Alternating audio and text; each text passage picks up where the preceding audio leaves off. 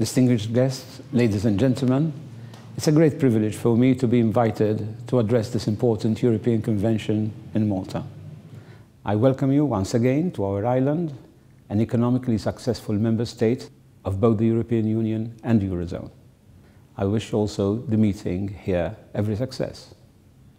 Recent years have been dominated by a raft of new financial legislation and regulation put in place as a result of the financial crisis. The aim is clearly to strengthen the domestic, regional, and global financial system and provide enhanced investor protection. Admittedly, in the short term, this could translate into protracted, slower growth. Nobody doubts, however, that their expected effectiveness over the medium to long term.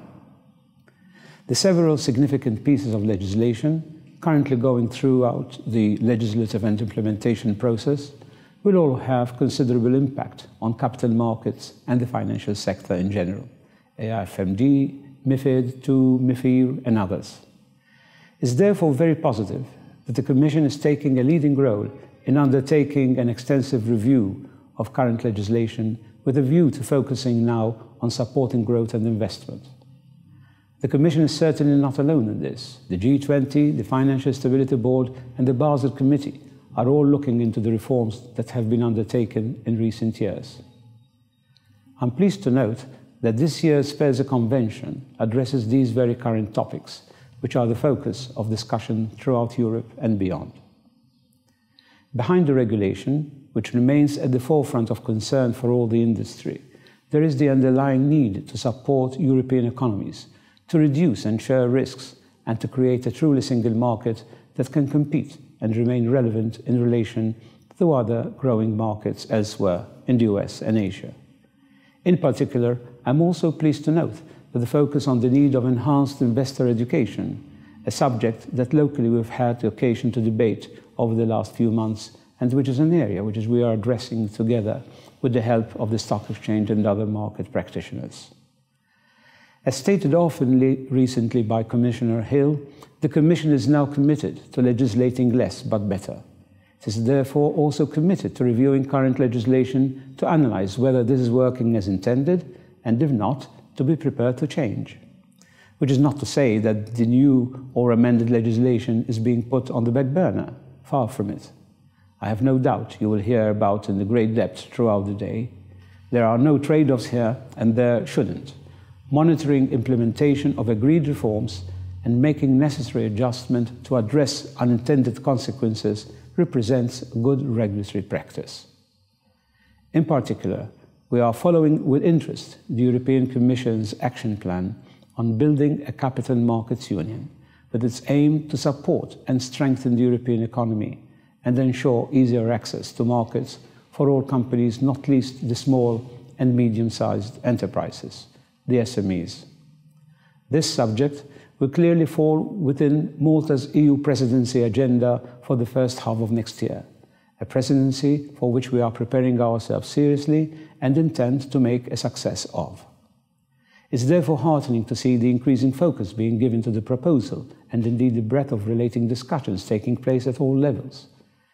Indeed, some progress is already being made, for example, with regard to the prospectus regulation proposal.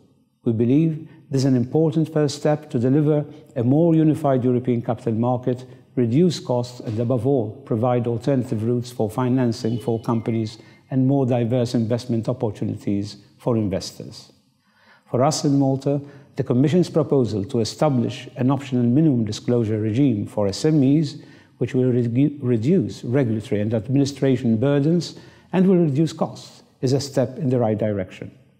Admittedly, this lighter SME regime is limited to those enterprises listed on MTFs and SMEs growth markets.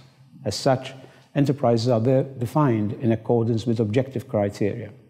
Such enterprises listed on regulated markets should not be excluded from the scope of EU growth prospectus, which should extend to all qualifying SMEs irrespective of the venue for which they are listed. In the local context, where majority of all companies are by definition SMEs, the launch of prospects earlier this year by our SME and operated by them geared toward the needs of SMEs and startups fits in well with the Commission's focus on those economically important entities. and it's also in line with the MSC's commitment to open up new capital market opportunities, create economies of scale, and afford businesses more competitiveness and sustainability. I'm sure you will be discussing this as well today. At this stage, I'm pleased to note that since the launch of the new market in February, 3 corporate advisors have already been approved, and further number are currently undergoing approval process. Over the next few weeks, we will start to see the first admissions, both local and overseas, proving the real need for such infrastructure and vehicles to create new avenues for finance.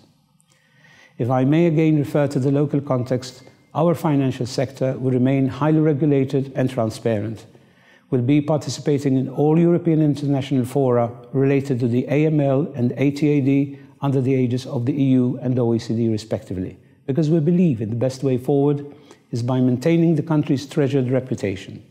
We will strive with our might to maintain our competitiveness, but not by compromising on the set agreed international standards.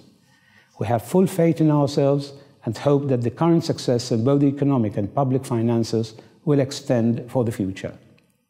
Just this first quarter of this year, Eurostat reported that 2 consecutive quarters, Malta has maintained the lead in the highest employment growth in the whole European Union.